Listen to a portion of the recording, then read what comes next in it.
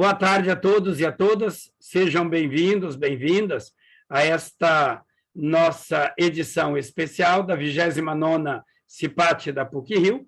Lembrando que este ano nós tivemos uma na primeira e esta segunda agora no primeiro semestre e esta segunda no segundo semestre deste ano.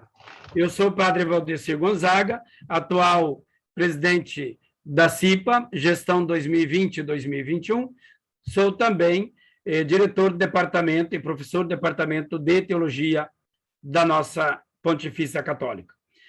Nós temos toda uma programação, já tivemos 3 dias, estamos caminhando hoje para o 4º e concluiremos a nossa CIPAT da edição especial amanhã.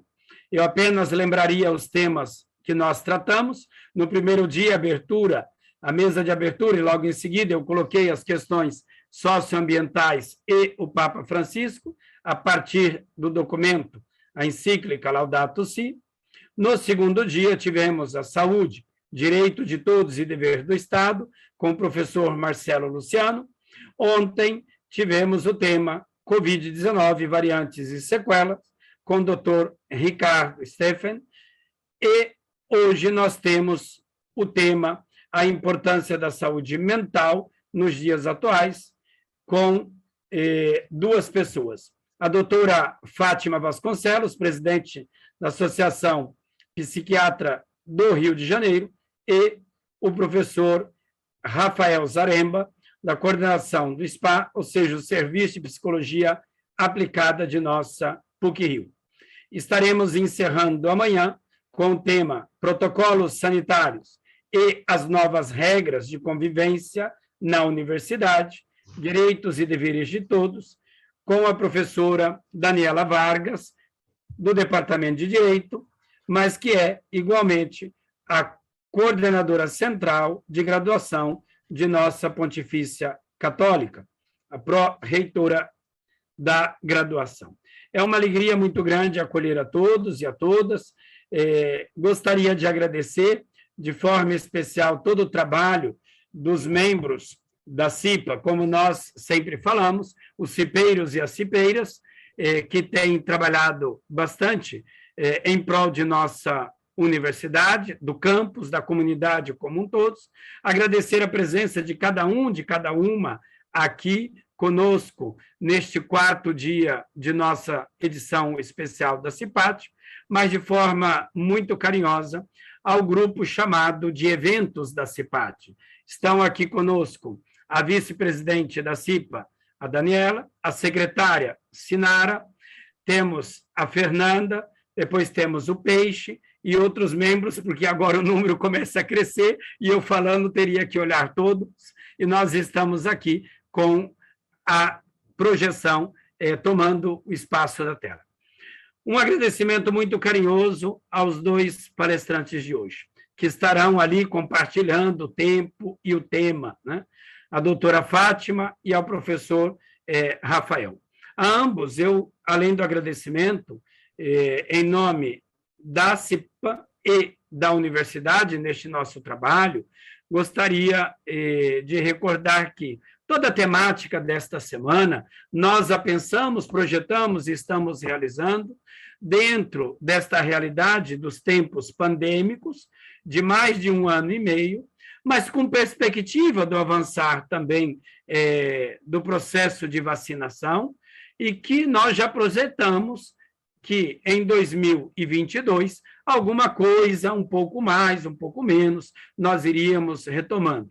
Então, estas dicas, estes cuidados que nós estamos aqui compartilhando, deverão também nos ajudar neste sentido.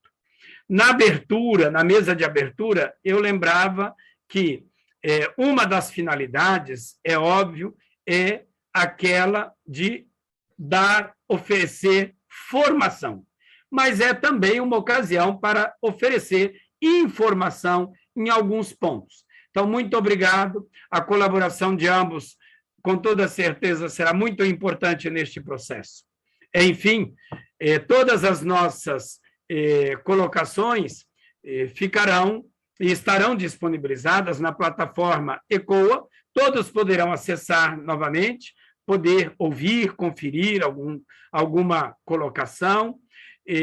Aqueles que desejarem poderão solicitar o certificado, que terá valor, então, para atividades complementares, sempre recordando, é óbvio, os departamentos que aceitam estes certificados. Que Deus nos abençoe, que esta tarde, nesta chuva tão agradável, fina, calma, serena do Rio de Janeiro, também possa ser para nós sinal das graças e bênçãos de Deus. Um grande abraço, minha gratidão a todos e todas. Passo a palavra, então, à doutora Fátima. Os que desejarem, ouvindo a ambos, fazer perguntas podem registrar ali no chat. Vamos lá. Vamos lá. Só vou precisar de ajuda agora para conseguir voltar para a apresentação.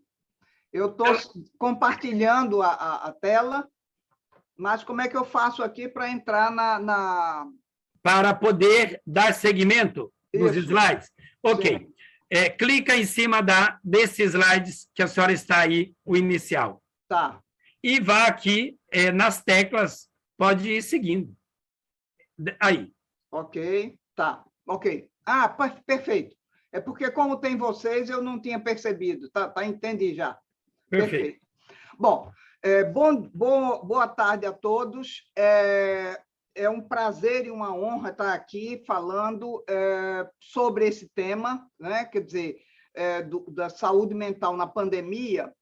E o importante, assim, o que aconteceu com a gente, né? Na verdade, assim, nós fomos literalmente atropelados em fevereiro de 2020 com esse novo acontecimento que a gente via acontecer na Itália, que a gente via acontecer em alguns países do mundo e que, de repente, chegou ao Brasil e a gente estava completamente sem condições e sem saber como lidar com isso, né?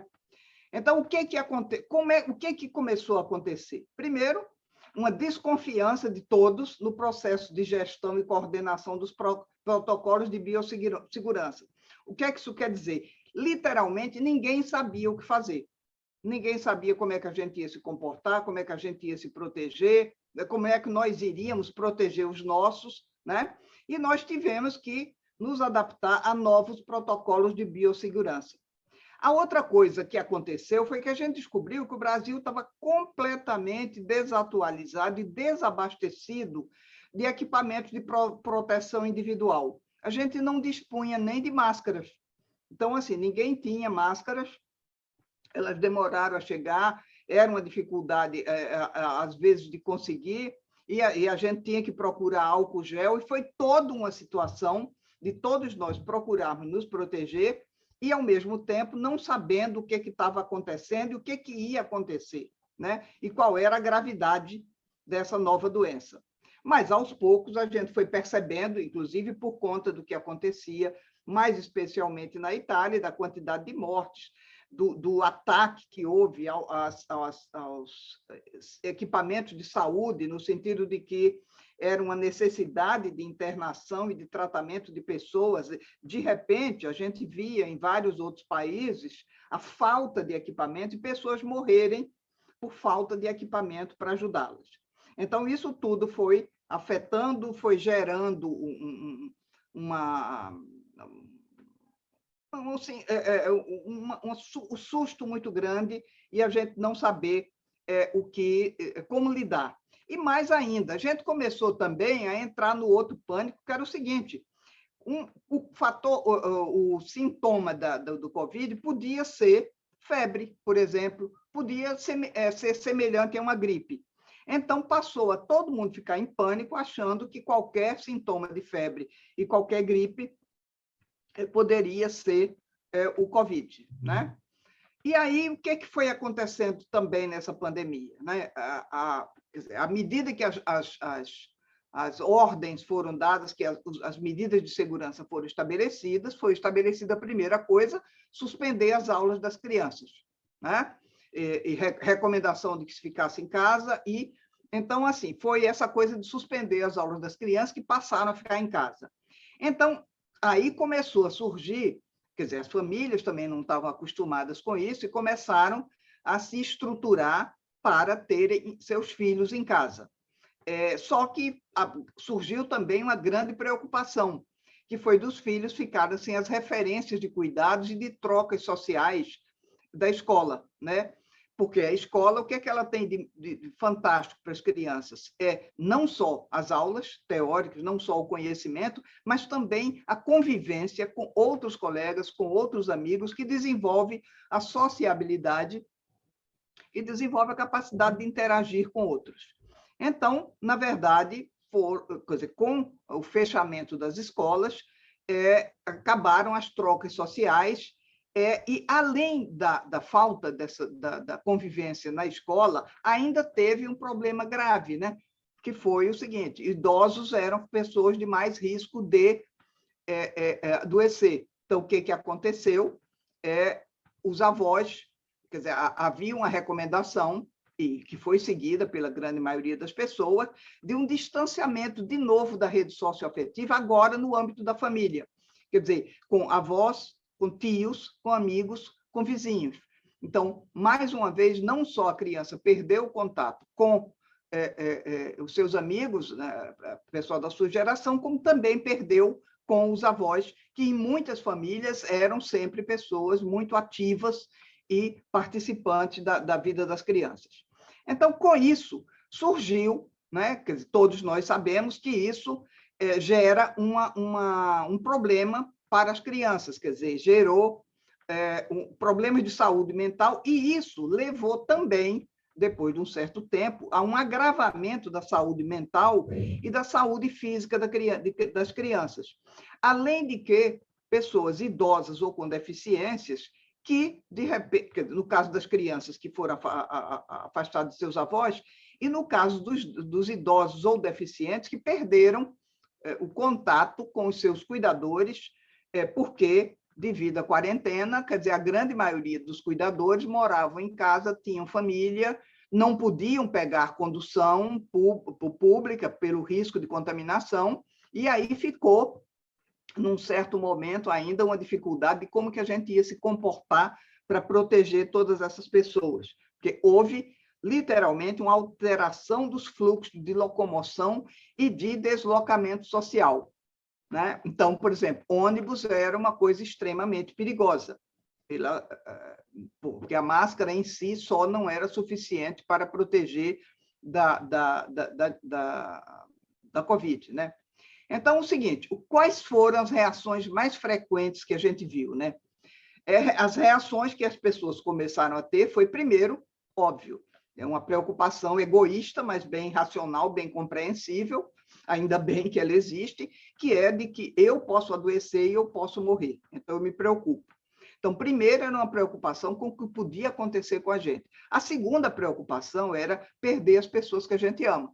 Então, era um sentimento bacana de como fazer, e isso também, vamos lembrar, que surgiu uma coisa de altruísmo muito grande, em que muitos vizinhos, quer dizer, o que foi legal dessa pandemia foi a gente se dar conta da capacidade de compartilhar e de generosidade das pessoas, que muitos vizinhos que tinham amigos ou conhecidos ou vizinhos idosos passaram a fazer as compras e deixar na portaria dos idosos, né? Pegavam a listinha, compravam e deixavam na portaria dos idosos que não podiam ir ao supermercado, né?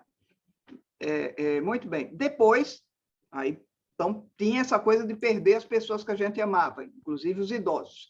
Ainda, uma outra coisa super importante: todo mundo ficou com medo do óbvio, perder os meios de subsistência ou não poder trabalhar durante o isolamento e ser demitido. Até que surgiu uma solução que realmente foi muito boa para tanta gente, que foi o home office, o trabalhar em casa. Então, na verdade, esse trabalhar em casa, que era um problema, terminou virando uma grande solução. Solução por quê? Porque, por exemplo, as mães que trabalhavam em casa podiam ficar com seus filhos e dar uma atenção aos seus filhos, né? E as crianças, então, diminuíam um pouco a solidão e o sofrimento das crianças. Sobrecarregava as mães, mas tinha essa possibilidade.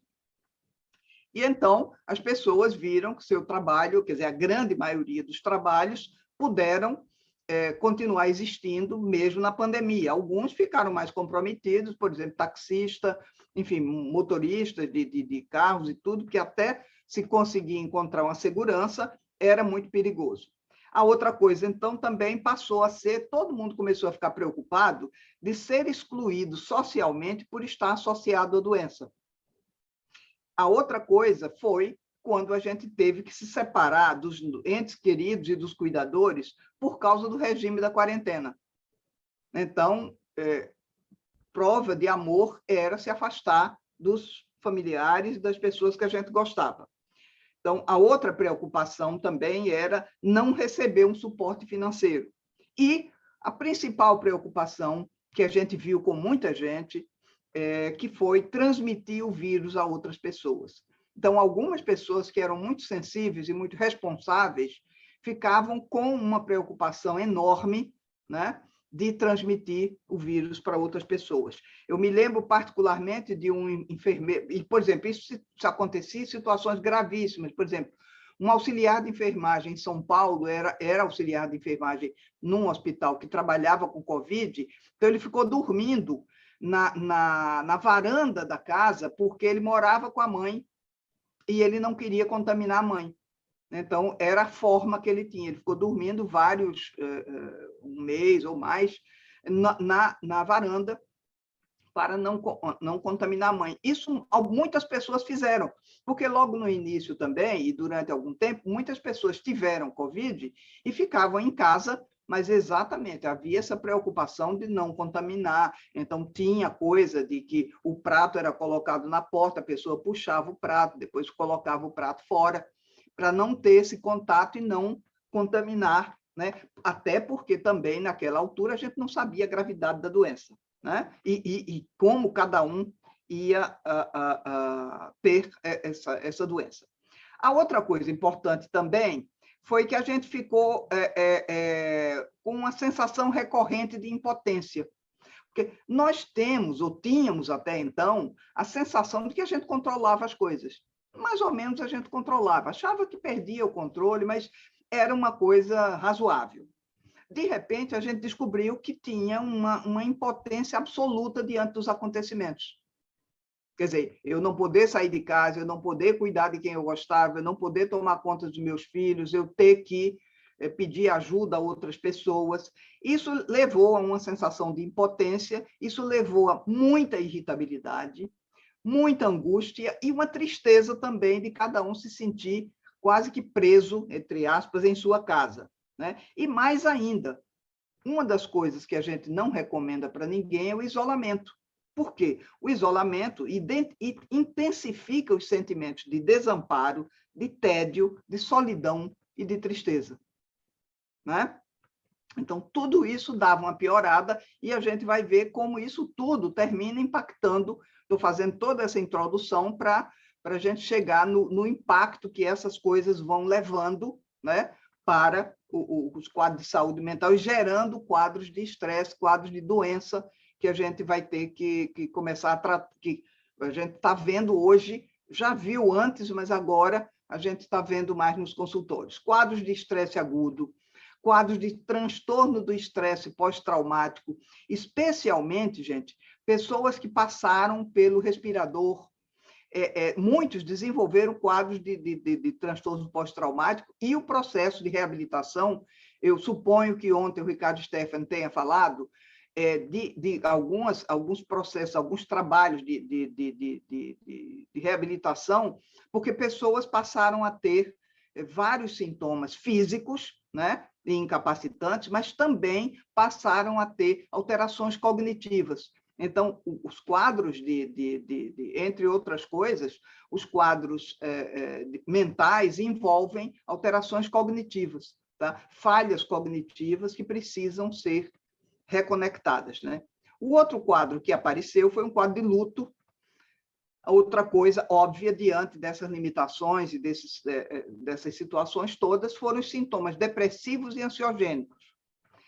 A outra coisa foi que esse sofrimento, essa quebra, essa insegurança, esse medo do que ia acontecer, o medo de pegar a doença, o medo de como teria a doença caso tivesse, né? Então, isso gerou quadros de propensão ao suicídio, gerou também comportamentos violentos e houve também um aumento dos transtornos mentais comuns. Todos os psiquiatras que eu conheço, quer dizer, a grande maioria, mas tiveram um aumento do seu consultório, uma busca de pacientes, ou pacientes que já eram pacientes antigos, né? Ou pacientes antigos que estavam indicando pessoas que não eram pacientes, mas que, diante da pandemia, passaram a ter quadros, quer de depressão, quer de ansiedade. Então, essas pessoas precisaram de atendimento e, então, de repente, isso estão nos nossos consultórios, além de que estão, por exemplo, vou dar um exemplo, certamente o ambulatório São Lucas, que, de repente, trata pacientes com quadros psiquiátricos também, né, vários médicos, mas tem os pacientes tem os psiquiatras que atendem psiquiatria, e isso certamente, eu não sei se no SPA também houve um aumento, mas, de qualquer maneira, certamente, na psiquiatria, muitos pacientes procuraram ajuda e a gente está tendo um aumento. Foi engraçado porque esse aumento não vinha, ele veio com mais frequência de um mês para cá, e certamente isso tem a ver com uma coisa que foi fundamental, que foi o fato de que as pessoas estão vacinadas. Porque até então as pessoas estavam doentes, mas elas tinham muito medo de frequentar hospitais ou locais onde houvesse a possibilidade de contaminação. Então, com a chegada da vacina, que no Brasil demorou muito, mas finalmente com a vacina, com as 2 doses da vacina, e sobretudo com a população idosa e com a população de idade normal também, né? Então, de repente, os profissionais de saúde, mais os professores. Então, hoje a gente já tem um número de pessoas vacinadas que dão uma certa segurança, né? Ainda falta, mas certamente estamos realmente muito melhor. Então, temos os transtornos mentais comuns, as pessoas que têm transtornos mentais comuns passaram a procurar atendimento, coisas que tinham suspendido, porque definitivamente não era prioridade, né? Então, a outra coisa é o abuso de substâncias psicoativas. Todos vocês têm olhado o jornal, não precisa ser psiquiatra, não precisa ser psicólogo, nem da área de saúde mental, para ver que todos os jornais citam que houve um aumento do consumo de álcool e certamente um aumento também do consumo de outras drogas, né? Porque, de repente, em crise, as pessoas em casa, sem poder sair, certamente isso está acontecendo. E mais ainda, uma coisa que é muito preocupante, quer dizer, vira e mexe, a gente vê reportagens na mídia de lugares em que as pessoas agem como se absolutamente não houvesse mais pandemia, e como se elas tivessem toda a segurança e pudessem ir para a rua sem correr nenhum risco. E isso absolutamente não é verdade, né? Então, existem, quer dizer, pessoas que têm quadros de psicose, que reagudizam. Na verdade, assim, aí agora que você tem a segurança da vacina, você pode procurar também tratamento para psicose. As pessoas que têm predisposição ao pânico e ao estado de choque também puderam ter suas crises. Muito bem. A outra coisa que aconteceu, a gente vira e mexe alguém reclamando, e não são necessariamente pacientes, são pessoas que convivem com a gente, que falam de alterações de apetite, né? Em geral, aqui está dizendo falta de apetite ou apetite em excesso, mas a verdade é que a grande maioria fala de apetite em excesso. Então, muita gente passou a comer muito mais em função desse estresse, dessa quebra total das nossas rotinas. Uma outra coisa que é muito comum, pelo fato das pessoas estarem em casa, não conseguirem estabelecer um horário bem sistemático e se organizar direito e fazer exercícios físicos, surgiram muitas alterações do sono, né? Sobretudo insônia, dificuldade para dormir, sono em excesso e pesadelos recorrentes, né? Uma outra coisa também foi que, juntando essas pessoas todas em casa, houve um aumento dos conflitos interpessoais com familiares e com a equipe de trabalho. Então, as pessoas se acertam. mas certamente houve um estresse e houveram vários conflitos que até, em seguida, eu vou dizer, que até pioraram, porque, de repente, eram, quer dizer, envolviam violência, né? Algumas famílias que tinham histórico de violência familiar, a violência ficou maior. Muitos homens que tinham o hábito de bater na esposa e bater nos filhos, nessa pandemia, com mais limitações, com preocupações com salário, com garantir o bem-estar da família. Algumas dessas pessoas começaram a beber mais. O que a gente sabe é que beber mais geralmente implica em liberar violência que estava relativamente contida, né? Então, o que é importante de repente, então, para cuidar, eu vou baixar aqui para poder ler peraí. Então, eu encontrei, e eu queria uma boa companhia, então encontrei dicas para cuidar da saúde durante a pandemia do coronavírus. E isso aqui está num folheto da Fiocruz. Então, estamos em ótima companhia, né? Porque esse folheto da Fiocruz diz o seguinte: cuidados profissionais, porque existem pequenas ações do cotidiano que podem ajudar no processo de lidar com a pandemia e com o distanciamento social. Então, as dicas são uma rotina mais leve e de autocuidado. Então, a primeira coisa que todo mundo precisou se lembrar, e ainda precisa, é lembre-se que você não está sozinho. Todos estão na mesma situação. E, apesar disso, cada um vai encontrar uma forma melhor de lidar com esse momento.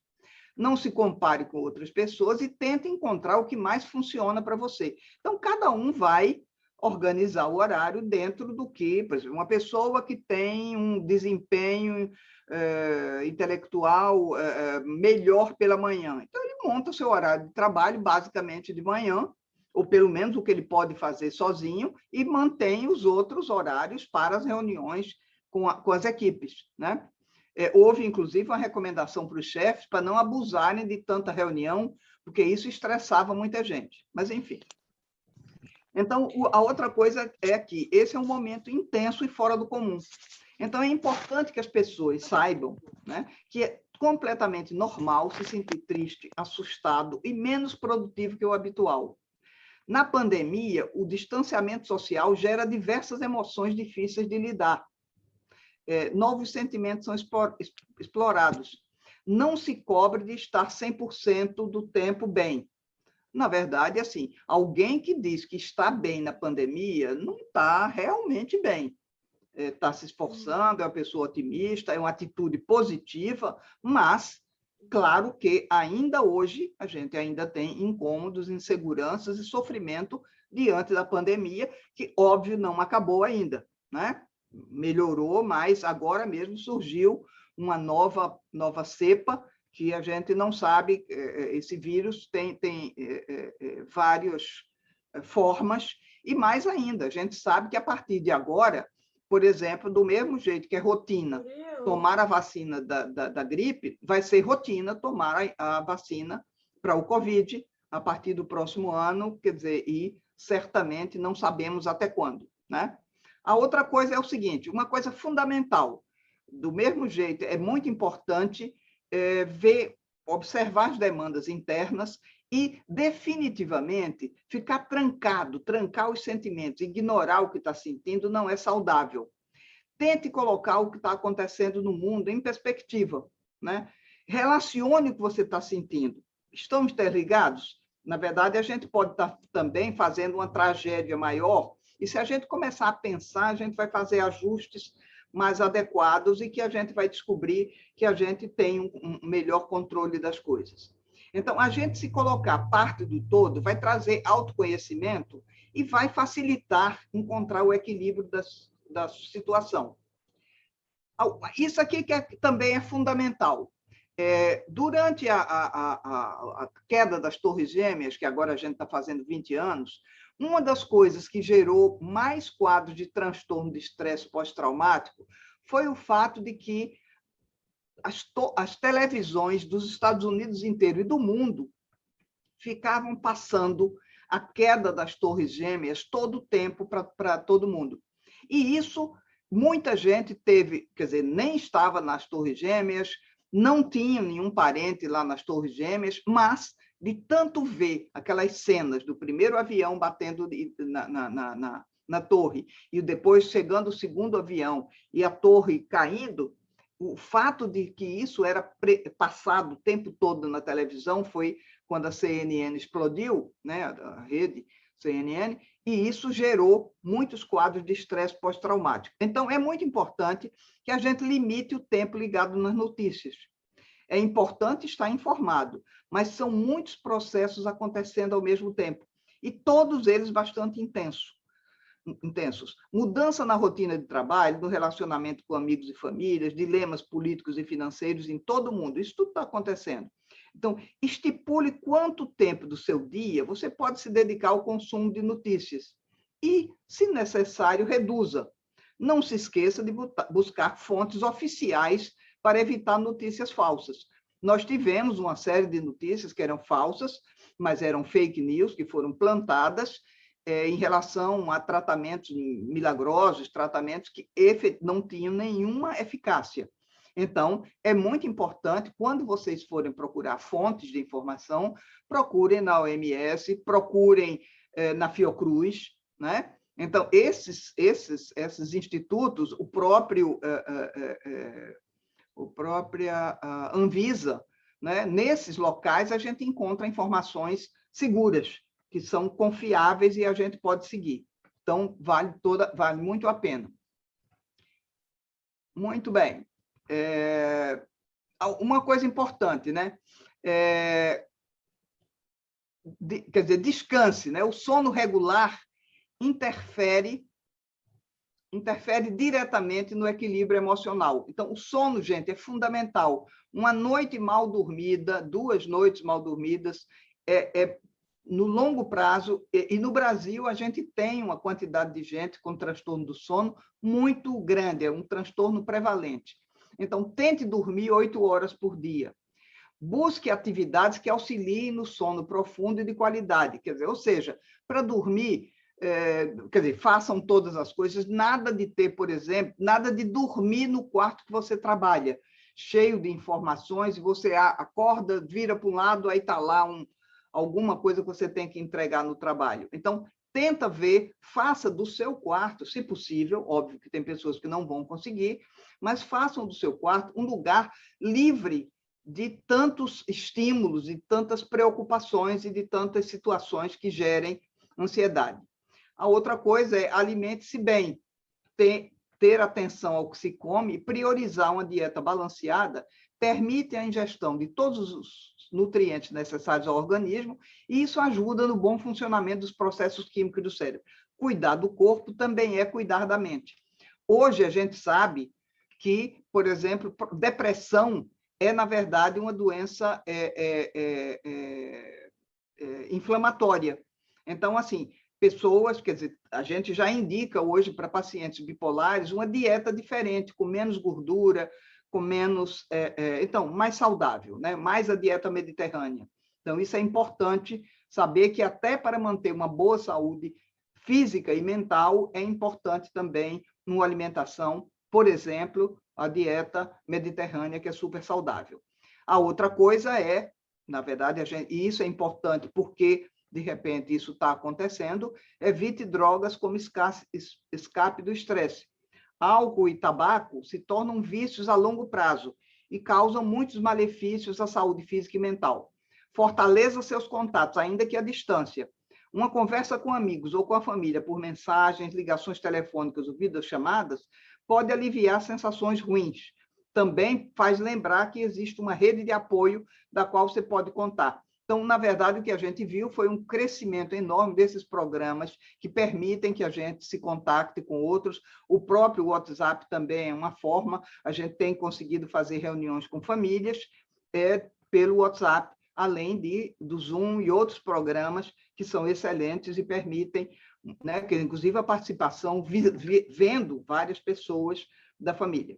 Tire um tempo para você, né? Não preencha só os dias com atividades obrigatórias de trabalho. Libere um espaço na agenda para ler um livro, assistir um filme, aprender uma habilidade nova, fazer exercícios físicos foi muito importante, vários programas, e muita gente começou a fazer exercício, inicialmente em casa.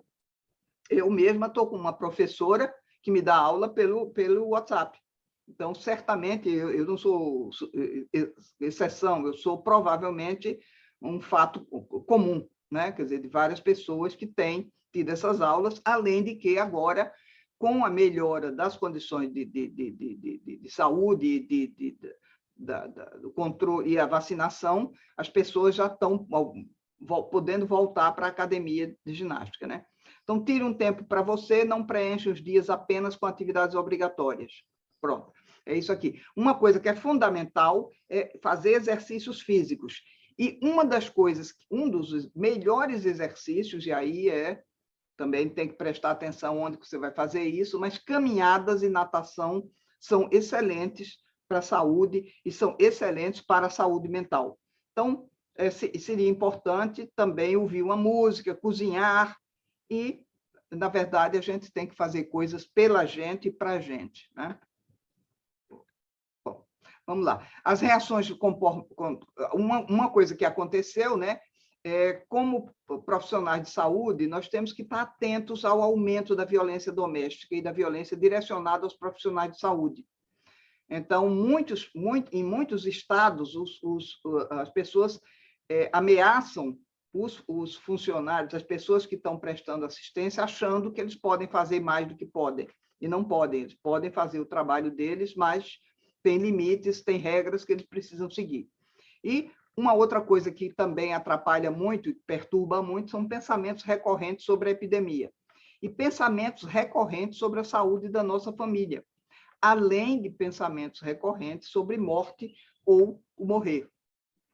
Quais são as estratégias de cuidados, né? Reconhecer e acolher seus receios e medo, procurando pessoas de confiança para conversar. Então, primeiro, gente, a gente vai procurar uma pessoa que a gente gosta, que a gente confia, e vai conversar. Não quer dizer, fala do medo também, não precisa confessar todos os segredos, não é isso. Mas a gente fala do medo general, olha, eu estou com medo, e a pessoa vai acalma, diz, e eu também, mas vem cá, vamos dar uma olhada num programa, vamos ver como é que estão os riscos. Acho que a coisa já teve pior, realmente a vacina está melhorando. Então, vocês procuram uma pessoa com quem vocês possam compartilhar, inclusive, informações seguras que possam dar tranquilidade para a gente nos cuidados que a gente precisa tomar com a gente e com a família. Vamos retomar estratégias e ferramentas de cuidado que a gente tenha usado em momentos de crise ou de sofrimento e que funcionaram, né? Vamos investir em exercício e ações que reduzam o nível de estresse agudo. Meditação, leitura, exercício de respiração, são mecanismos que auxiliam a situar o pensamento no momento presente. Então, é fundamental você pensar, tem um tipo de meditação chamada atenção plena, que é uma forma de meditação para fixar a pessoa no momento presente e estimular experiências e habilidades usadas em tempos difíceis do passado para gerenciar as emoções durante a pandemia. A outra coisa é isso, se você estiver trabalhando durante a pandemia, e ainda bem que as pessoas que estão trabalhando na pandemia estão muito mais felizes, quer dizer, o grande problema e o grande sofrimento das pessoas são as pessoas que perderam o trabalho. E, infelizmente, no Brasil, muita gente perdeu o trabalho por conta da epidemia e ficaram sem proteção, sem nenhuma fonte de renda, né? Então, fique atento às necessidades básicas, garanta pausas sistemáticas durante o trabalho, do mesmo jeito como no escritório você não trabalha o tempo todo, você em casa também tem que levantar um pouco, dar uma caminhada, dar uma voltinha, volta, senta e continua a trabalhar. De preferência, num lugar calmo, relaxante entre os turnos. Então, cada um vai procurar na sua casa um local mais tranquilo, mais isolado, e criar uma rotina, ou negociar com filhos, ou com a esposa, e com quem morar na casa, para ter uma calma e uma tranquilidade para poder fazer o seu trabalho. Evite o isolamento junto à sua rede socioafetiva. Então, mantenha contato mesmo que virtual. E também não quer dizer, na verdade, assim, quando eu falo desses cuidados, né, de conversar com todo mundo, é também para não sobrar de ficar com muita raiva e brigando com todo mundo dentro de casa, porque uma das coisas que a gente está vendo é justamente o aumento dessa violência. Caso esteja estigmatizado por medo de contágio, compreenda que não é pessoal, mas é fruto do medo e do estresse causado pela pandemia. Busque colegas de trabalho e supervisores que possam compartilhar das mesmas dificuldades, buscando soluções compartilhadas, né? Eu imagino que médicos que trabalhavam e profissionais de saúde que trabalhavam com pessoas também com isso tinham uma reação muito assustada também, né? Quer dizer, principalmente antes da vacinação, quando eles estavam sujeitos a risco, e como a gente viu profissionais da rede que cuidavam de pacientes com Covid e vieram a falecer. Então, investir em estimular ações compartilhadas de cuidado, evocando sensação de pertença social, como ações solidárias de cuidado familiar e comunitário. Então, certamente, aqueles vizinhos que levaram, que compraram, evidente que com o dinheiro deles, dos idosos as comidas e deixaram para que eles pudessem comer frutas e legumes frescos e tudo, também eles certamente ficavam muito melhor, porque existe uma coisa que é básica: fazer o bem faz bem. Em qualquer circunstância, não é à toa que tanta gente faz atos tão positivos e tantas doações.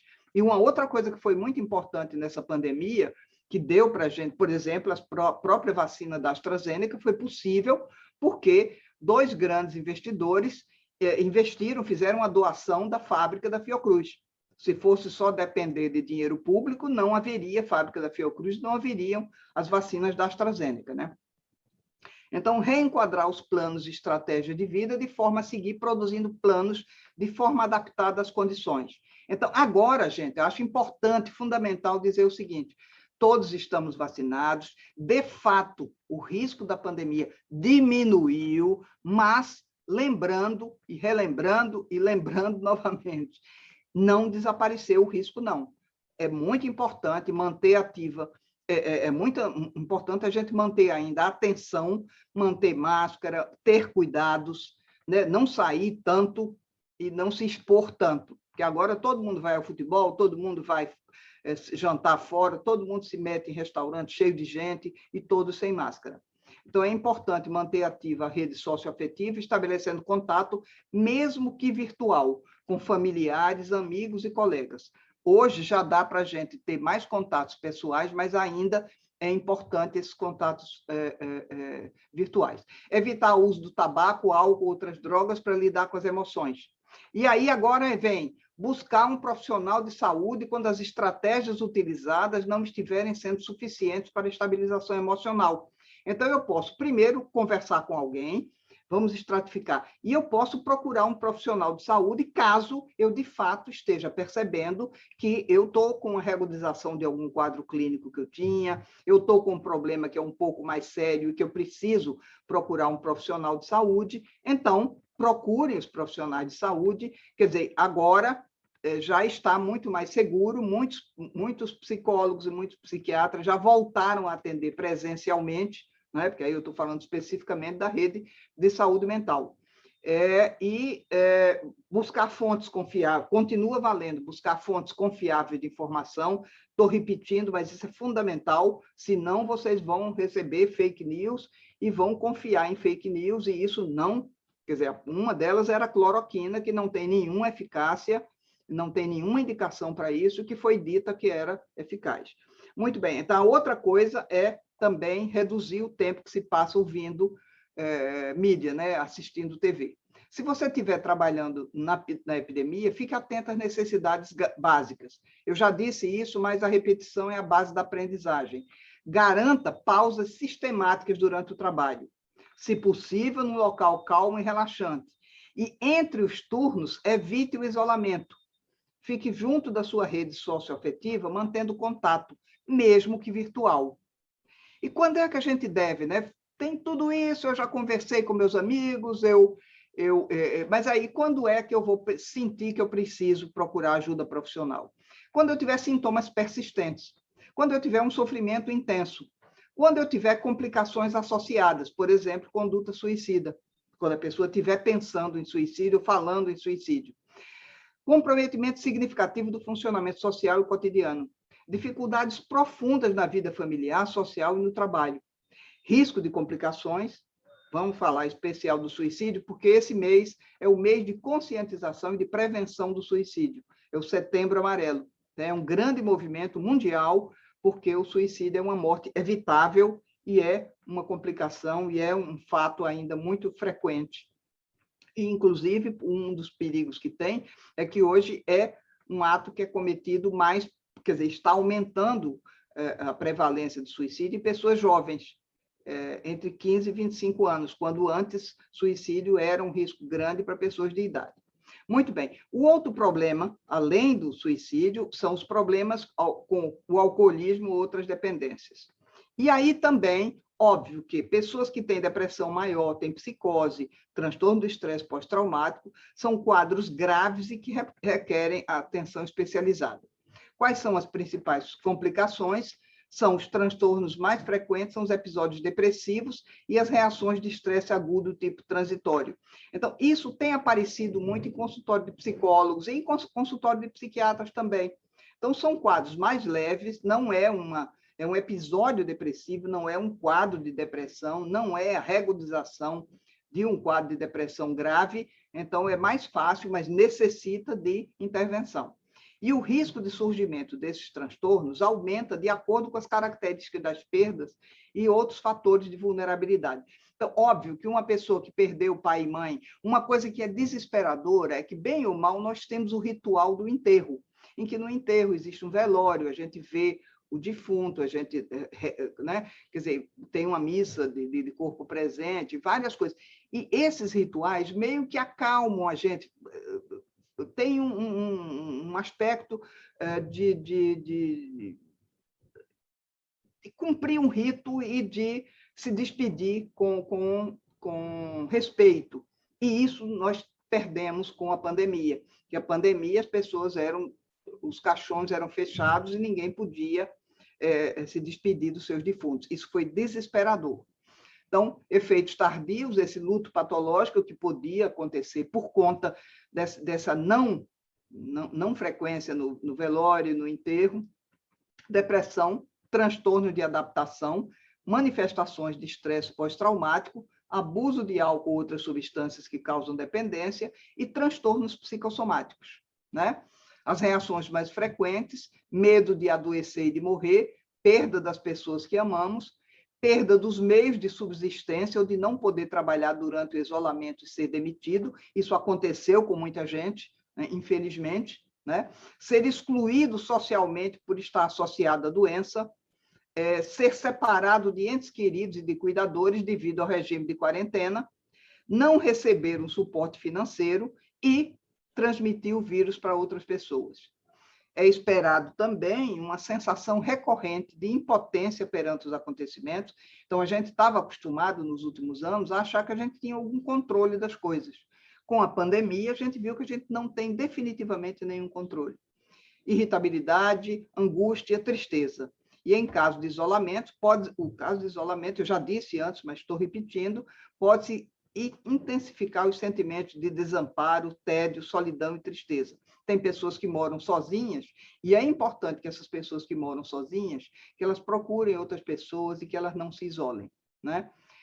Estratégias para a situação de crise, reconhecer e acolher seus receios e medo, procurando pessoas de confiança, retomar estratégias e ferramentas de cuidado, eu mais ou menos já disse algumas dessas coisas, investir em exercícios e ações que auxiliem a redução do nível de estresse agudo, meditação, leitura, exercício de respiração, e estimular a retomada de experiências e habilidades usadas em tempos difíceis do passado para gerenciar emoções durante a pandemia. Então, quando uma pessoa está assim, a gente diz o que funcionou quando você estava vivendo situações de estresse muito agudo, pense no que aconteceu e use aquilo que aconteceu no passado para agora, para se acalmar. Era isso que eu queria dizer. Muito obrigada. Eu fico disponível para alguma pergunta depois do Dr. Rafael. Mas queria lembrar que a PUC tem uma estrutura de apoio para as pessoas que tenham problemas emocionais e mentais na pandemia, além do SPA, professor Rafael vai falar em seguida. Tem também o ambulatório São Lucas, onde nós temos profissionais psiquiatras que podem atender as pessoas que procurarem o ambulatório por estarem com algum problema da área de saúde mental, quer dizer, com ansiedade, com pânico, com depressão, o que quer que vocês tenham. Então, muito obrigado pela oportunidade, era isso. Nós quem agradecemos, doutora Fátima, muito obrigado. Como eu dizia antes, juntamente com a formação vem muitas informações, né? Ali estão muitos alertas, muitas dicas para que nós possamos continuar. Eu gosto muito da ideia de mochila, né? Na travessia deste momento, colocando vários desses pontos na mochila da vida. Bem lembrado, os riscos diminuíram, mas não desapareceram. E pede alerta de todos nós. Com certeza, muitos ali colocarão perguntas também. Então, muito obrigado, parabéns pela colocação, pela explanação, muito clara, e isso nos ajuda muito. E eu passo a palavra agora ao professor Rafael Zaremba. Tenha bondade, professor. Muito obrigado por sua disponibilidade também. Imagina, boa tarde, eu que agradeço. Obrigado, Fátima, pela apresentação. Foi tão completa, que eu vou reduzir aqui o meu tempo de fala, até porque também já são 4h10 quase, né? E eu sei que o pessoal também tem outros compromissos, né? E talvez já programado alguma outra coisa. E seria legal que as pessoas pudessem fazer perguntas. Então, antes apenas, né, desejar uma boa tarde a todos e todas que estão aí, agradecer a presença. Queria só reforçar algumas coisas que a doutora Fátima já trouxe. Primeiro, esse último ponto que ela trouxe, que é uma coisa bem objetiva, né, que pode, de repente, ser útil para alguém. No Ambulatório São Lucas, a gente está com um programa já rodando há alguns meses, que é o Programa de Prevenção à Saúde na Pandemia.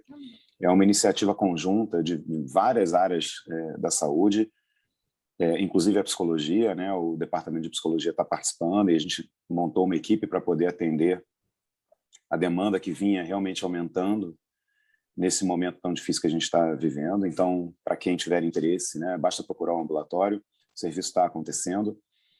A ideia, né, esse programa é um programa mais voltado mesmo para atendimentos que têm alguma relação, não necessariamente pessoas que tiveram Covid, mas que têm alguma sequela por conta da pandemia. Então, mesmo que vocês, né, não tenham tido a doença, ou alguém que vocês conheçam, né, não tenha tido a doença, a pessoa pode procurar se está com algum quadro de ansiedade ou alguma outra questão, né, que é, de alguma maneira, consequência desse momento que a gente está vivendo. O serviço atende pessoas que estão precisando de ajuda. Então, primeiro, esse ponto bem concreto e objetivo.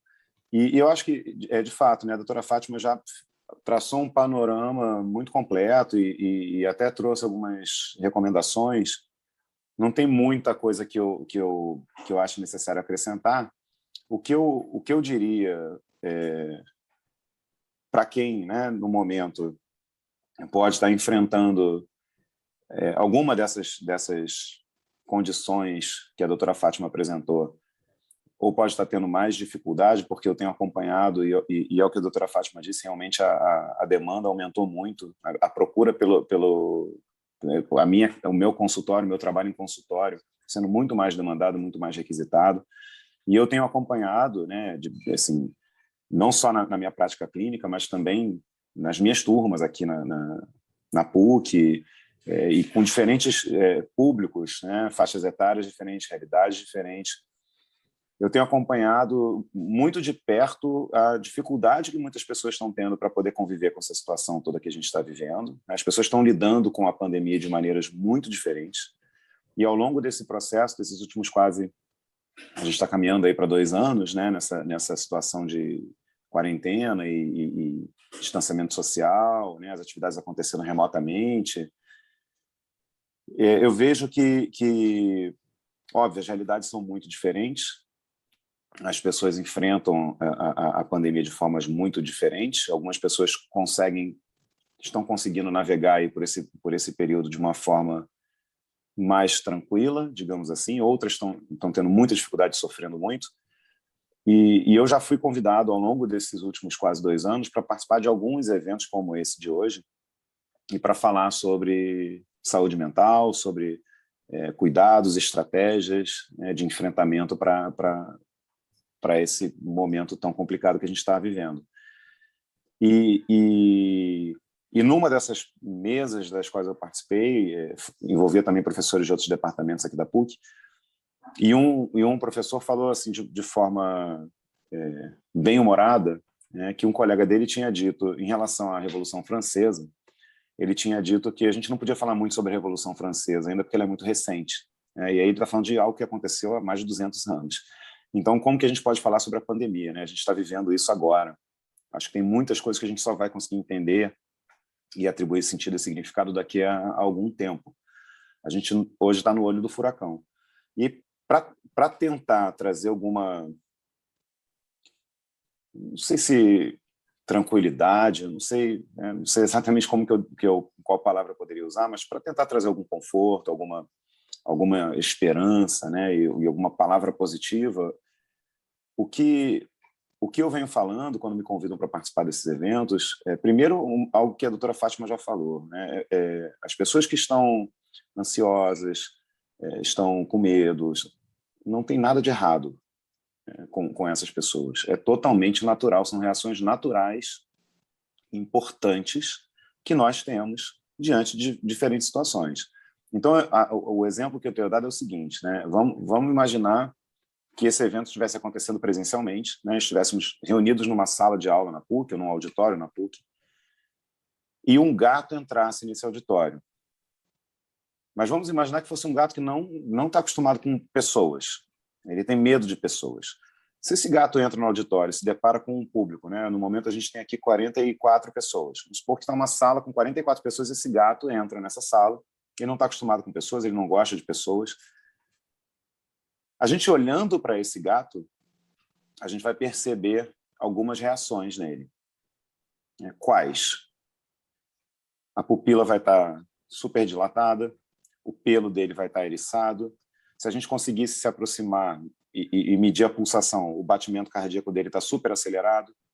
Então, são reações fisiológicas que preparam esse gato para duas situações possíveis, duas respostas possíveis, ou lutar ou fugir. É o que a gente conhece como a reação de luta ou fuga. Se ele tiver que lutar contra nós, o organismo dele está mais preparado para isso, né? Ele, se não conseguir fugir, vai ter que lutar. Agora, vamos imaginar que a gente tire esse gato da sala e, ao invés de um gato, a gente bote um leão na sala. O que vai acontecer? A gente não vai ver essa reação no leão, a gente vai ver em quem? Em nós. Né? As pessoas com as pupilas dilatadas, em estado de alerta, o coração acelera, ele começa a bombear mais sangue. São reações fisiológicas do nosso organismo para nos preparar para fugir do leão, ou, se não der para fugir, lutar com o leão. Então, você fica mais alerta, os seus músculos vão sofrer uma contração, você vai ter uma contração muscular. Por quê? Se você for ferido na luta, você vai sangrar menos. Então, são respostas do organismo para nos proteger. O medo é muito importante porque o medo nos protege. Existem inúmeros estudos que foram feitos com crianças que não sentem medo, e o que esses estudos constatam é que crianças que não sentem medo vivem menos tempo. Por quê? Porque, por não sentirem medo, elas não se protegem em algumas situações que são perigosas. Então, o medo ele é importante, ele é um mecanismo de defesa que nós temos. Então, quando a gente pensa nessa brincadeira do gato e do leão, né, o que eu tenho falado é que a pandemia, o coronavírus, é como se fosse um leão que entrou nas nossas casas. As pessoas estão vivendo os últimos quase 2 anos em estado de alerta. Isso é extremamente desgastante, fisicamente, emocionalmente. Então, eu ouço muito das pessoas com quem eu converso, né, tanto na minha prática clínica quanto nas outras experiências, nas outras trocas que eu tenho, as pessoas falando de um cansaço diferente, né, que elas estão sentindo um cansaço como elas nunca sentiram antes. E não é um cansaço necessariamente físico, porque elas não necessariamente estão fazendo tantas atividades físicas quanto elas faziam no momento pré-pandemia. É um cansaço que vem de outro lugar. Esse desgaste, o viver em estado de alerta o tempo inteiro, é extremamente desgastante. E quando a gente fala das reações fisiológicas, o que acontece quando a gente se sente ameaçado de alguma maneira, né, o estresse, e por isso estressado, o nosso organismo, ao entender, poxa, tem uma situação de perigo, essa situação pode ser concreta, objetiva ou não. Ela pode ser subjetiva, pode ser um perigo percebido, mas que não tem um leão ali. Mas, de alguma forma, eu me sinto ameaçado por uma situação. A reação do organismo é a mesma. Então, o que meu organismo entende? Eu preciso bombear mais sangue na corrente sanguínea. E eu preciso ativar essa pessoa, preciso deixá-la em estado de vigília e de alerta. Então, junto com isso, é liberada adrenalina e cortisol. A adrenalina deixa a gente mais ligado. O cortisol é o hormônio do estresse. Então, a gente fica mais estressado. O que muitas vezes corta isso? Eu trabalho com esporte também, sou psicólogo do esporte, trabalho com atletas, equipes esportivas. Muitas vezes, uma situação, uma competição, a cobrança de um pênalti, no caso de um jogador de futebol, ou um lance livre, no caso de um atleta de basquete, um momento muito importante que você tem a bola nas suas mãos ou nos seus pés para decidir uma partida, pode ser uma situação extremamente estressante. E é muito fácil o organismo disparar essa reação de luta ou fuga, e o atleta começa a ter uma taquicardia e daqui a pouco desliga a razão, ele começa a responder emocionalmente e isso não é interessante naquele momento. Como é que a gente trabalha para que o atleta possa ter mais condições de, naquele momento, dar a resposta que ele é capaz e foi preparado para dar? A gente trabalha em cima da respiração, técnicas simples de respiração. Então, quando a doutora Fátima falou da meditação, muitas vezes as pessoas pensam na meditação como algo, uma prática esotérica, assim, aquela coisa do Oriente, meio esotérico. O mindfulness, que é a meditação da atenção plena, não é nada mais, nada menos do que você voltar a sua atenção para a sua respiração. Você olhar para dentro, e controlar a sua respiração. Por que isso pode, sim, ser muito interessante? Porque é a forma mais básica de você regular o seu coração. Ao controlar a sua respiração, você vai dar outro sinal para o seu cérebro, e aí ele vai dar outras respostas. O batimento cardíaco fica num estado ótimo, e automaticamente você desarma essa bomba fisiológica que está sendo armada por uma situação que parece ser extremamente ameaçadora e estressante. Só que isso não é necessariamente fácil, não é algo trivial, requer prática, requer autoconhecimento, mas tem coisas simples. A doutora Fátima trouxe várias dicas. Uma dica que eu acrescentaria é respirar. Quando a gente fala para as crianças, numa situação que a criança está nervosa, contar até 10, isso não vem de algum lugar aleatório. Existem estudos que comprovam que você precisa de 10 segundos, em média, para você recuperar a razão. Então, contar até 10 antes de agir, ou você respirar, isso tem fundamento científico. Então, uma coisa simples que pode ser feita por alguém que está sentindo um início de uma crise de ansiedade é cortar isso, voltando a sua atenção para a respiração. Respira profundamente, usa toda a sua capacidade, porque se a gente observar uma criança respirando, o que a gente vai ver se mexer? O abdômen. É uma respiração diafragmática. O que se movimenta é o abdômen. Se a gente olhar um adulto respirando, o que a gente vai ver se mexer? O tórax. A gente passa a respirar só daqui para cima, enche o peito de ar, mas a gente não usa toda a capacidade dos nossos pulmões. Então, praticar uma respiração diafragmática, você começar a respirar enchendo primeiro o abdômen de ar, e aí o ar ir subindo para o tórax. E quando você for esvaziar, fazer o contrário, você esvazia primeiro o tórax até esvaziar o abdômen todo. Sai todo o ar para você respirar de novo. Então, respirar profundamente. Eu costumo falar, eu uso com as minhas equipes e minhas atletas, eu uso muito uma técnica que eu batizei, não é uma técnica com nenhum fundamento científico nesse caso específico, mas para me ajudar, eu comecei a usar uma técnica que eu chamo de respiração 21. Por que 21? Porque é o número da camisa que eu jogava, quando eu era atleta de basquete, eu jogava com a camisa 21, então eu usei a respiração 21 para mim, mas basicamente o que significa isso? Eu inspiro em 7 tempos, eu seguro o ar 7 tempos e eu expiro em 7 tempos. 7, contando até 7 é o suficiente para eu encher todo o meu pulmão de ar. Aí eu seguro o ar por 7 segundos e quando eu expiro, eu conto até 7, porque é o suficiente para eu esvaziar todo o meu pulmão. Então, para mim, é uma coisa que funciona e eu comecei a ensinar essa técnica para os atletas com quem eu trabalho e comecei a ver resultados interessantes. É algo fácil. E se você fizer isso 3, 4 vezes, vai levar 1 minuto, 1 minuto e meio, e você pode desarmar o início de uma crise de ansiedade que pode acabar se agravando, se tornando algo pior. Então, assim, algo que eu acrescentaria, uma dica muito prática, né, muito simples, que eu acrescentaria o que a doutora Fátima trouxe. Esse é um ponto.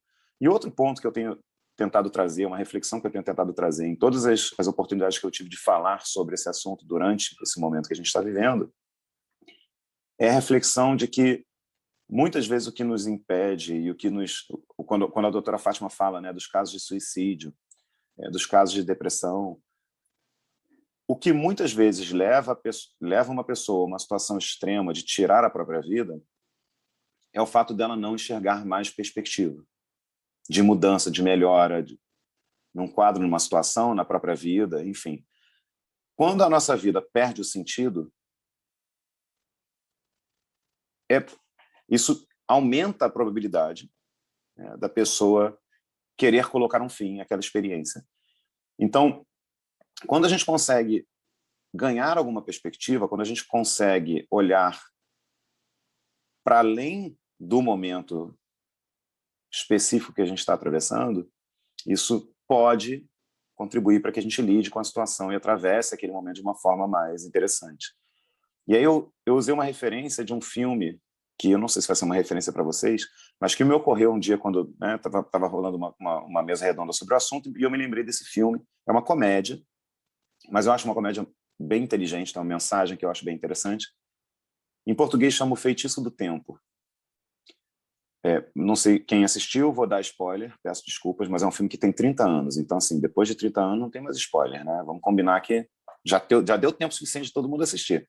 Mas se alguém tiver interesse em assistir, é uma comédia com o Bill Murray, que é um ator, né, um comediante norte-americano, e o Bill Murray ele faz ele representa, né, faz um papel de um repórter, que é aquela pessoa que nos jornais da emissora onde ele trabalha, ele fala a previsão do tempo. Ele é o responsável pela previsão do tempo. E tem um evento que acontece anualmente, uma tradição, numa cidade chamada Punxsutawney, no interior da Pensilvânia, que é o Dia da Marmota. O que é o Dia da Marmota? No Dia da Marmota tem esse evento, essa festividade, as pessoas vão para as ruas comemorar, assim, é um acontecimento na cidade. E uma marmota, que é não sei se todo mundo sabe o que é uma marmota, mas é um animal fofinho, assim, peludinho. Essa marmota ela sai de uma caixa e ela diz se o inverno vai continuar ou não e por quanto tempo. Se ela vê a própria sombra, isso significa que o inverno ainda vai durar. Então, assim, é óbvio, é uma tradição divertida, que, né, a população ali gosta, mas não é a marmota que vai dizer se vai ter inverno ou não, né? É só uma tradição. Vai ter mais sei lá quantos meses de inverno, independente do que a marmota disser. Mas eles fazem isso todos os anos. E esse repórter, ele detesta, ele acha ridículo, ele acha super cafona, ele não gosta de fazer a cobertura desse evento, mas a emissora escala ele todos os anos, há sei lá quantos anos. Ele é o responsável por ir fazer o evento. Então ele vai muito contra a vontade, já pela terceira ou quarta vez seguida, fazer a cobertura do evento. E quando ele chega na cidade, a única coisa que ele quer é fazer lá o trabalho dele, terminar e ir embora. E aí ele vai, faz mal e porcamente, termina-se e vão embora. Só que eles ficam presos na cidade porque tem uma nevasca, então eles têm que passar a noite lá. Eles dormem uma segunda noite, quando ele acorda no dia seguinte, ele acha que tem alguma coisa estranha acontecendo, porque o despertador toca na mesma hora do dia anterior, a mesma música está tocando, exatamente a mesma música, e quando os radialistas começam a falar, eles estão falando exatamente as mesmas coisas, eles estão falando como se fosse o Dia da Marmota. E ele não entende, fala assim, poxa, mas o Dia da Marmota foi ontem, né? Vocês estão tocando a fita de ontem. E ele levanta, ele vai à janela, e quando ele chega na janela, as mesmas pessoas estão andando nas mesmas direções, e começa a achar aquilo tudo muito estranho. Quando ele sai do quarto, ele é abordado por um funcionário do hotel que fala exatamente a mesma coisa que tinha falado para ele no dia anterior. Aí ele desce, encontra a dona do hotel que fala com ele a mesma coisa que tinha falado antes. Quando ele chega na pracinha lá que tem o Coreto Central, tá tendo o Dia da Marmota e assim, cara, é uma sensação de um déjà vu, né, como se fosse o dia inteiro se repetindo. Ele acha aquilo tudo muito estranho, mas parece um déjà vu eterno. Só que no dia seguinte a coisa se repete. E no dia seguinte se repete. E ele percebe que ele está preso no Dia da Marmota. Todos os dias, quando ele acorda, é aquele dia. E ele detesta aquele dia. Então, assim, não é o dia que ele escolheria. Né? Se tivesse que escolher um dia para ficar preso, não seria aquele dia. Ele só queria se livrar daquilo. Mas ele tem que viver aquele dia todos os dias, durante sei lá quanto tempo. E ele começa a se desesperar. E no momento que ele se desespera, qual é a solução que ele encontra? Eu quero acabar com essa experiência. O que ele faz? ele começa a tirar a própria vida, de todas as formas possíveis e imagináveis. Ele sofre acidente de carro, ele se joga de alto de prédio, ele morre eletrocutado, ele faz tudo que é possível, só que nada adianta. No dia seguinte toca o despertador, ele acorda na mesma hora, está tocando a mesma música, e o dia se repete. E ele sofre, né? Ele sofre muito durante um tempo, até que em um determinado momento algo acontece que ele decide, ele desiste de tentar encerrar aquela experiência, né, tirando a própria vida, porque ele vê que não funciona, e aí ele decide, então, investir em projetos de médio e longo prazo. Ele começa a aprender a tocar piano, ele começa a aprender a fazer escultura em gelo, ele se envolve em atividades que são atividades que levam tempo para você se tornar, né, bom. E, assim, em momento nenhum se fala, durante a história, se fala quanto tempo se passou. Só que a gente tem algumas pistas, porque ele começa a tocar piano, ele nunca tinha tocado piano na vida. Então, ele vai para a primeira aula, ele contrata lá uma professora, vai para a primeira aula, e você vê, né, que aquela pessoa nunca tocou piano. E chega um momento que ele é um exímio pianista. Poxa, quanto tempo leva para uma pessoa se tornar um exímio pianista? São anos de prática. Então, a gente entende que ele ficou preso naquele dia durante muito tempo. E, eventualmente, algo acontece, eu não quero estragar completamente a experiência para se alguém, né, decidir assistir o filme, que o feitiço se quebra. Ele começa a viver aquele dia. Ele começa a aproveitar aquele dia dentro do que era possível. Ele se foca em projetos de médio e longo prazo e começa a usufruir daquele dia, daquela experiência. E aí alguma coisa acontece de diferente que o feitiço se quebra. Então esse filme me veio à cabeça, porque eu falei, poxa, é um pouco o que, né, pelo relato que eu ouvi das pessoas, é um pouco a experiência que muitas pessoas estão vivendo.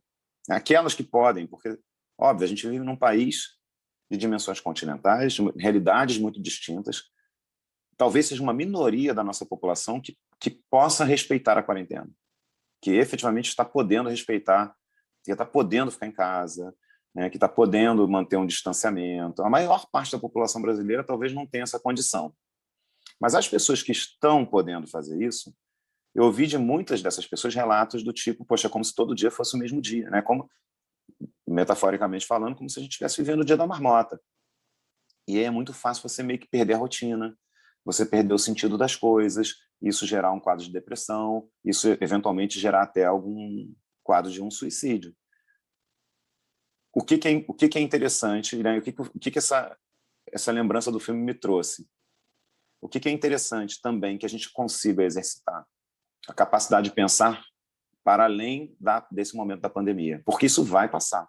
De uma forma ou de outra, vai passar. A gente não sabe quanto tempo vai levar para a gente poder retomar a vida que a gente conhecia antes.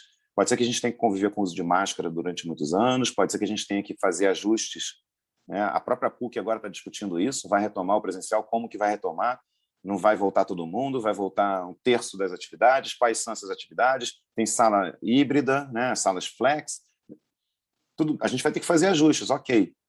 Mas, eventualmente, as coisas vão voltar a ser mais próximas do que eram antes da pandemia. Se a gente consegue pensar para depois, se a gente consegue estipular projetos de médio e longo prazo, isso nos ajuda a lidar com realidades difíceis no presente. Tem uma frase que é atribuída a Nietzsche, eu não sei se foi de fato a autoria, se é de fato do Nietzsche, mas é atribuída a Nietzsche, que diz que quem tem um porquê pode suportar quase qualquer como. Então, quando a gente consegue olhar para o futuro, ter uma visão positiva do futuro, ter um propósito, um objetivo que está mais para frente, isso nos ajuda a atravessar situações difíceis no presente. Então, é outra coisa, né, que eu tenho falado quando me dão a oportunidade de falar sobre esse assunto, outra coisa que eu procuro provocar, né, nas pessoas, essa reflexão de, poxa, mas não vamos pensar nesse ano, no ano que vem, vamos pensar daqui a 5, vamos pensar daqui a 10. O que você gostaria de estar fazendo daqui a 10 anos? O que você gostaria que fosse a sua vida daqui a 5, 10 anos? Vamos olhar para além. E aí, quando a doutora Fátima começou falando, né, da ilusão que a gente tem de controle e que a pandemia meio que vem dar uma pancada na gente e mostrar, você não controla nada. Né? Não adianta, não são vocês que decidem. Como é que a gente recupera um pouco desse controle? Tem coisas que realmente fogem completamente. Não está no meu poder decidir quando que isso vai acabar, né? Quando que vai se encontrar uma vacina que vai realmente resolver assim, todas as variantes, vai dar conta de tudo. Não está no meu controle. O que está no meu controle? Está no meu controle usar máscara, está no meu controle manter o distanciamento social, está no meu controle tomar as medidas de precaução cabíveis, né? Está no meu controle, de repente, criar algum plano, algum projeto para a minha vida, em que eu tenha mais como agir efetivamente. Então, eu vejo muitas pessoas que estão aproveitando o tempo que ganharam. Nem todo mundo ganhou tempo, né? A doutora Fátima falou das mães. Eu tenho uma irmã que tem um filho pequeno. A vida dela virou caos, porque agora tem o filho em casa e ela tem que trabalhar, enfim, para ela não ganhou tempo. Mas eu, por exemplo, ganhei tempo, porque pelo menos o tempo do deslocamento que eu tinha da minha residência até a PUC, eu ganhei. O que eu faço com esse tempo? Então, tem pessoas que podem, de repente, descansar, tem pessoas que estão, sei lá, colocando a leitura em dia, tem pessoas que estão podendo assistir as séries que queriam assistir, tem pessoas que estão podendo fazer atividade física. Eu conheço muitas pessoas que não faziam atividade física, começaram a fazer atividade física durante a pandemia. Então, algumas pessoas estão se organizando para aproveitar o que pode ser aproveitado desse momento tão complicado que a gente está vivendo. E isso é a única coisa que a gente pode fazer. Porque é fato que o momento é muito difícil, o momento é muito sofrido, é de muita dor, muitas perdas. Isso é fato, é inegável. Agora, o que eu posso encontrar diante dessa realidade tão dura e tão sofrida que a gente está vivendo? O que eu posso encontrar de positivo? Onde é que eu posso me agarrar? O que eu posso aproveitar disso? O que eu posso aprender com isso? Para que, quando tudo isso passar, eu possa sair diferente do que eu entrei. Então, esse é o grande desafio que eu acho que se apresenta para todos nós. E, como a gente está falando sobre saúde mental, eu achei o tema, da mesa, a importância da saúde mental nos dias de hoje. Acho que a saúde mental é importante em qualquer dia. Nos dias de hoje é um desafio maior você manter a sua saúde mental. Tem sido um desafio maior. Mas caminhos possíveis, além de todas as colocações que a doutora Fátima fez, das sugestões que ela trouxe, caminhos possíveis passam por aí. Passa por, de alguma forma, a gente tentar, dentro de um momento de muita incerteza, de muita indefinição, o que é muito difícil de administrar para a maior parte das pessoas. Se tivesse uma data, se dissessem para nós, olha, tudo isso vai acabar no dia 27 de novembro de 2021, ok. Mudou o cenário. Agora a gente sabe qual é o tempo que a gente tem que suportar isso. É diferente de não ter essa data, da gente ficar nessa indefinição. Então, o máximo que eu posso fazer é eu criar algumas datas e alguns prazos e algumas definições para mim. Assim eu recupero um pouco da sensação de controle que eu perdi. Então, eu deixo essa provocação, em todas as oportunidades que eu tenho, para que as pessoas pensem no que elas acreditam que faria sentido para elas e como é que elas podem aproveitar toda essa situação tão complicada que a gente está vivendo para aprender algo, para se desenvolver, para aumentar o seu autoconhecimento, fazer coisas que, de repente, queriam fazer há muito tempo e não tinham condição de fazer, não tinham tempo para fazer e, de repente, agora tem. Tentar focar nesse lado positivo, que é dificílimo, mas existe. Ele está lá. A questão é como que a gente consegue enxergar, usar lentes e filtros para enxergar o positivo e se desligar um pouco de todo o outro lado que a gente sabe que existe, mas que não vai nos ajudar nesse momento. Eu vi que teve uma pergunta aqui no chat. O filme... Alguém perguntou o nome do filme. O filme chama, em português, O Feitiço do Tempo, Adriana. Em português chama O Feitiço do Tempo. Se você procurar o nome em inglês, é The Groundhog Day, que é o Dia da Marmota em inglês. The Groundhog Day. Em português traduziram para O Feitiço do Tempo. Eu acho que está disponível no YouTube, uma versão legendada, mas eu sei que está no NetNow. Eu reassisti esses dias, porque eu falei tantas vezes dele que eu falei, cara, eu quero assistir de novo. Tinha muitos anos que eu não assistia. E aí eu descobri que estava no Now. Quem tem net, está no NetNow. Também descobrem lá uns R$ 8,99. Enfim, mas está disponível. Mas, como eu tinha dito, eu gostaria de abrir, em meu nome, em nome da doutora Fátima, se ela me permitir, para perguntas, se alguém tiver perguntas. Não sei se o padre Valdecir quer fazer alguma colocação ou vai mediar, mas, enfim, eu gostaria que as pessoas pudessem trazer alguma questão específica, que, de repente, a gente não cobriu aqui. Perfeito, muito obrigado, doutor Rafael.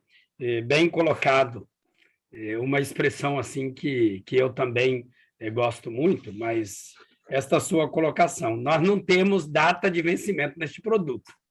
Não tem ali o carimbo colocado, como quando nós vamos comprar algum alimento, alguma coisa, né?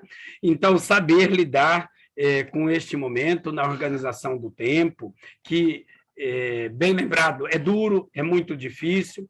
Eu, aliás, celebrando uma missa aqui domingo, eu diria, preciso que nós aproveitemos também e saiamos lá no final, quando chegar o momento, seres humanos melhores. Isso nós não podemos perder de vista, né? Então, muita coisa, como nos lembrava a doutora Fátima, por causa também dessa questão religiosa, dos muitos lutos, né? Como a questão da morte, da não possibilidade de funerais, com certeza feridas ficarão. Se nós sairmos seres humanos melhores, nós ajudaremos a cuidar e a curar muitas feridas, a diminuir muitas dores em todos os campos da vida humana, em todos os sentidos e em todas as dimensões. Mas está aí, estamos abertos para perguntas, todos podem colocar no chat, mas eu vou começar fazendo uma, e que ambos poderão receber como direcionada para ambos, né? Enquanto isso, o pessoal vai colocando ali. Religiosamente, lidar com a dimensão do luto nem sempre é muito fácil. Psicologicamente, lidar com luto também não, porque são as muitas perdas que um ser humano pode ter. Mas agravada ainda a dimensão foi, neste momento, por causa disto que foi lembrado. Sequer as pessoas tiveram condições de se despedirem, como é comum. Eu costumo dizer que um ritual de funeral, onde muita gente não gosta que outros ficam conversando, eu, como padre, digo sempre, deixem conversar, por quê? Porque ali é o momento em que as pessoas tecem as últimas histórias, as lembranças daquela pessoa, constroem o ritual de despedida, mas isso não foi possível. Quais seriam dicas a partir da saúde, a partir da psicologia, a partir da medicina, que nós poderemos ali, concatenando, né, colocar juntas e ajudar algumas pessoas para que tenham essas dicas, ou melhor, para que tenhamos essas dicas nas mochilas, na mochila de cada um, e atravessar alguns momentos que serão, com certeza, mais duros e difíceis.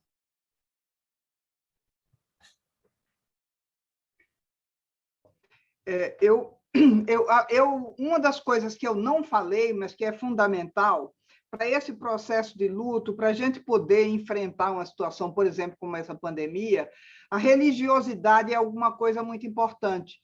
Pessoas que têm uma religião, a gente sabe, vou citar em termos de pessoas que no risco de suicídio, né? Pessoas que têm uma religião têm um menor risco de cometer suicídio. Tá? Porque tem um conforto interno, acredita em alguma coisa, e isso permite que elas elaborem.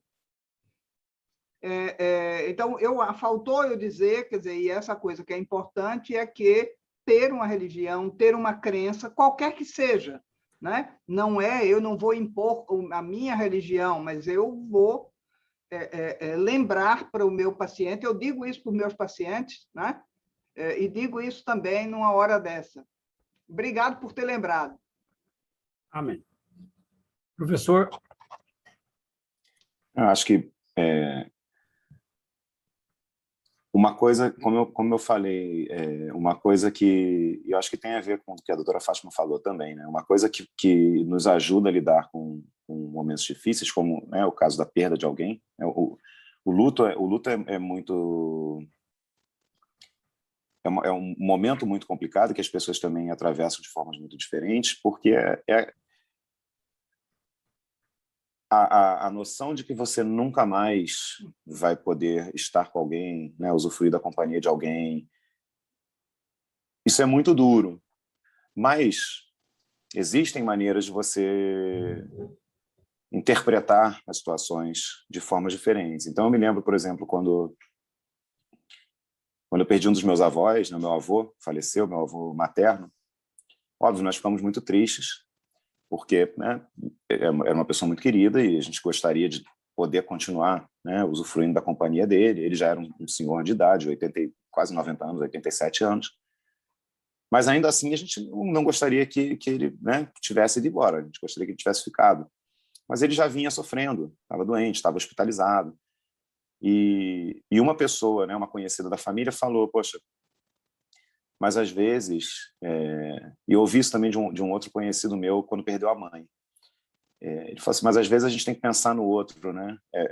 Ele falando em relação à mãe, ele falou: poxa, eu percebi que eu estava sendo egoísta, porque eu falei para minha mãe estava, né, no hospital entre a vida e a morte, eu falei para minha mãe: mãe, não morre porque eu não estou preparado para perder a senhora.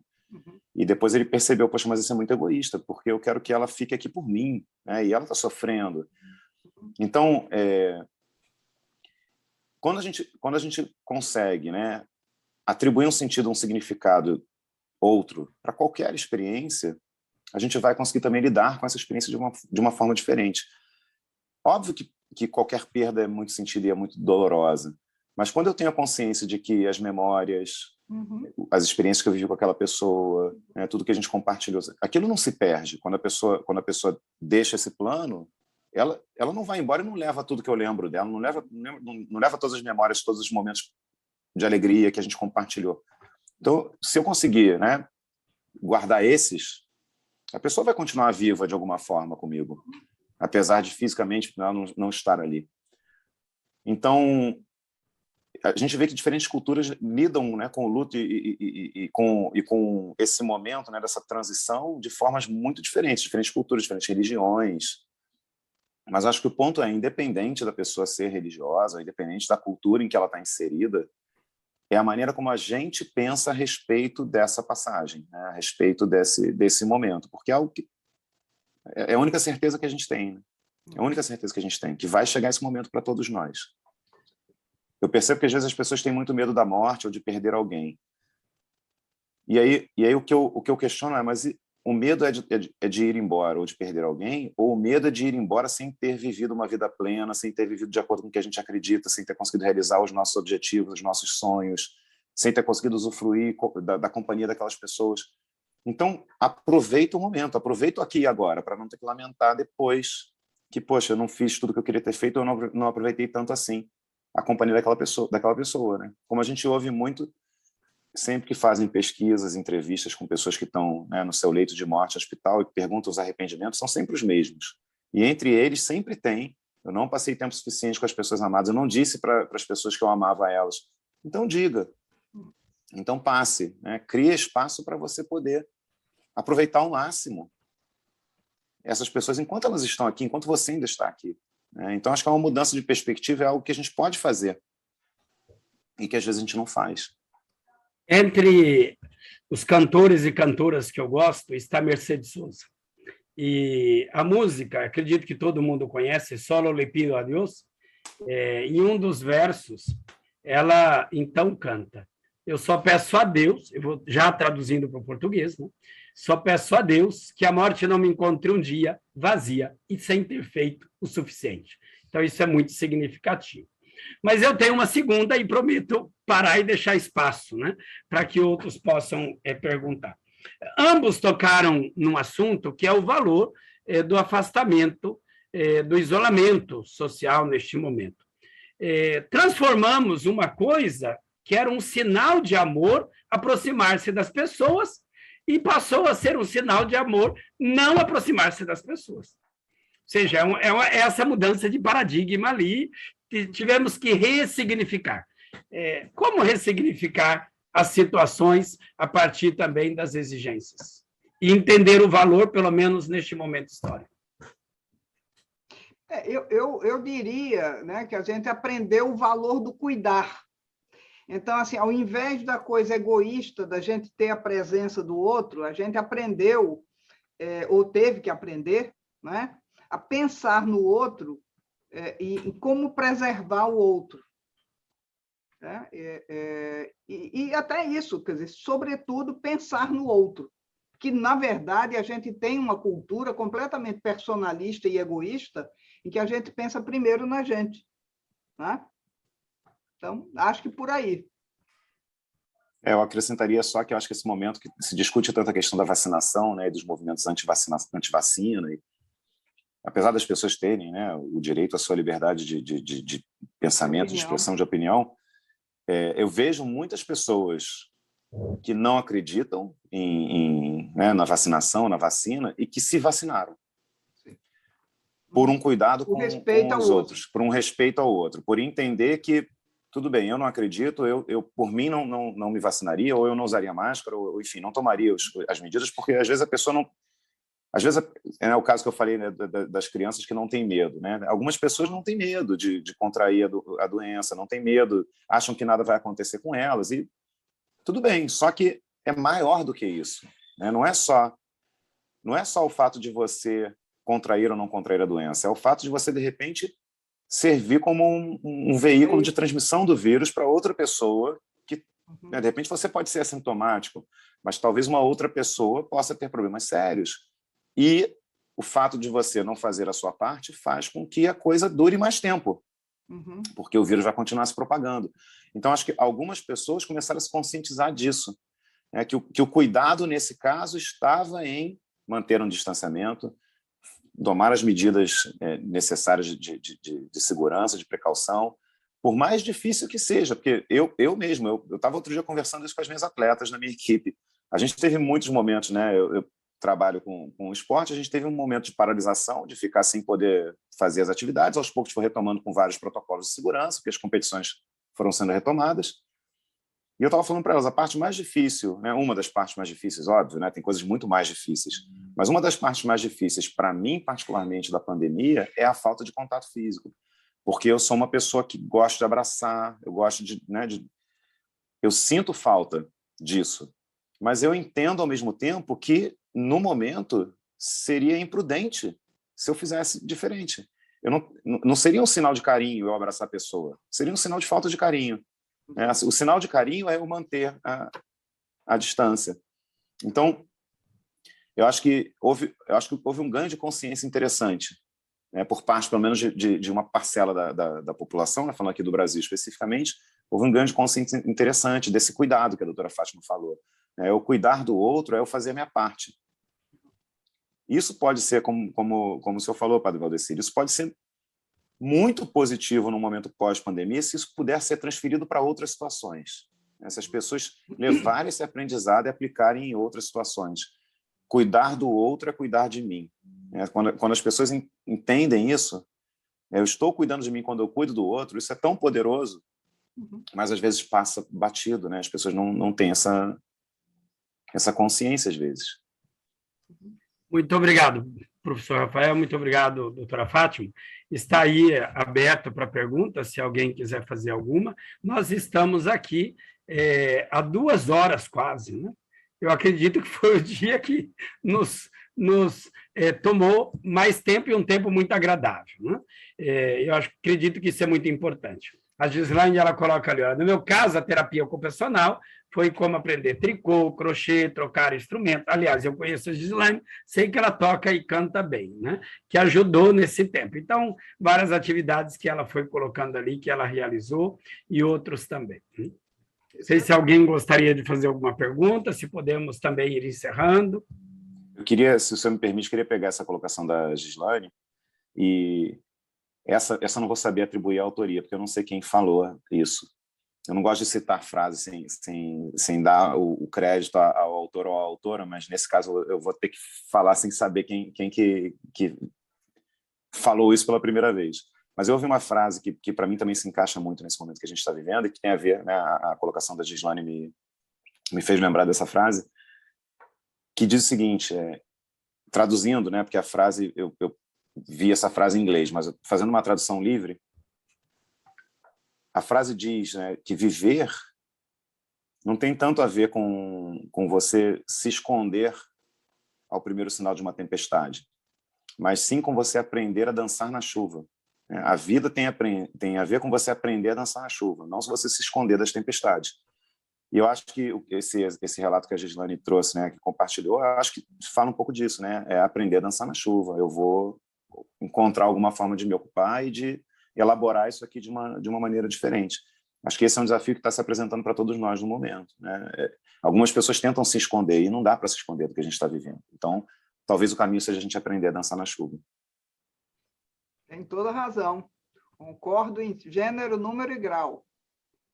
Dizem, e isso a gente pode encontrar, inclusive nas redes sociais, que os índios Aimara da região andina, eles disseram, com a chegada do branco europeu, porque tinham civilizações organizadas para épocas e bem organizadas, como nós sabemos, que quando nós tínhamos todas as respostas prontas, mudaram as perguntas e nós, infelizmente, não soubemos elaborar as perguntas a tempo, porque se tratava de lutar contra a pólvora que o branco tinha e o índio não tinha. Ou seja, ali era uma coisa muito difícil, né? Então, mudaram as perguntas, é preciso que nós saibamos que o que movimenta o mundo, eu digo sempre, muito mais do que as respostas, são as perguntas, né? As respostas nós vamos dando em cada tempo, em cada momento, em cada situação, as perguntas vão permanecendo, às vezes vão sendo reelaboradas. Então, muito obrigado a ambos, doutora Fátima e professor Rafael. Eu deixaria ali 30 segundos para uma palavrinha final a cada um. Eu queria agradecer, foi uma honra estar aqui. Todas as vezes que me convidam, pode me convidar que eu volto, né? Vou me empolgar, vou ver para falar um pouco menos da próxima vez, mas primeiro foi uma proposta super pertinente. Doutora, não tem que cortar nada, foi excelente. Então tá. Obrigado. Amém. Okay. Primeiro, agradecer, Gislane, eu que te agradeço aqui por você ter compartilhado aqui com a gente o que funcionou para você. Uhum. E o Ed botou uma pergunta em relação à frase, não sei se você está se referindo à frase que eu citei, Ed, eu não sei se foi o Martin Luther King. Eu até gostaria, se tiver sido de fato e alguém puder confirmar isso, é ótimo, que eu vou poder passar a citar a fonte.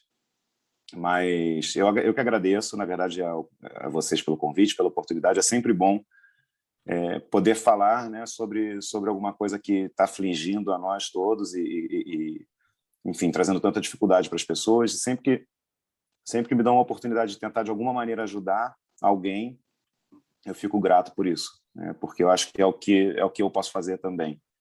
Como eu disse, cuidar do outro é cuidar de si próprio. Eu, quando posso fazer alguma coisa que pode ser útil para alguém, eu me sinto bem comigo mesmo. Então, agradeço a vocês pelo convite, pela oportunidade, e agradeço a todos que ficaram aqui até agora, né, ouvindo a gente e acompanhando. Perseverantes, persistentes, né?